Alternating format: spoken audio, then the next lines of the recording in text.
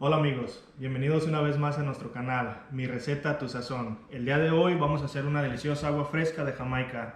Esta agua es muy simple y queda riquísima para estos tiempos de calores. Vamos a ocupar simplemente Jamaica, azúcar y agua, que ya tengo cocinando, está hirviendo ahorita en la olla. Las medidas que tengo ahorita, aquí cupieron 3 cups de esta medida. Y el azúcar vamos a tantearle, porque no sabemos qué tan amarga esté la Jamaica, so vamos a ir echándole un poco a poco de azúcar a la jarra de agua. Ahora estamos en la estufa y como pueden ver ya tengo mi olla lista con el agua hirviendo.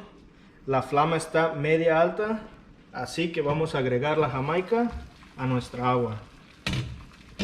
Recuerden, no ocupan tanta Jamaica para hacer el agua porque cuando empieza a soltar su color y sabor, esto es muy fuerte, es muy amargo, así que tengan mucho cuidado de no poner mucha.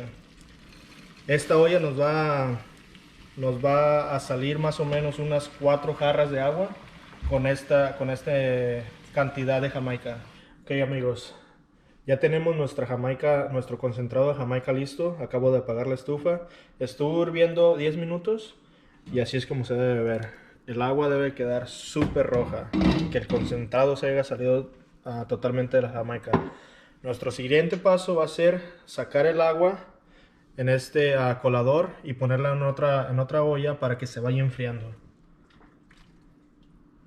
para poder disfrutar de nuestra agua de Jamaica el día de hoy, que está muy caliente.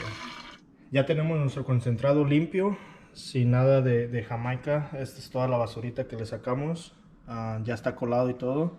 Este es el puro concentrado. Ahora de aquí vamos a dejar que el agua se enfríe para después a una jarra y echarle el azúcar, su hielo necesario y más agua, porque ahorita está muy concentrado.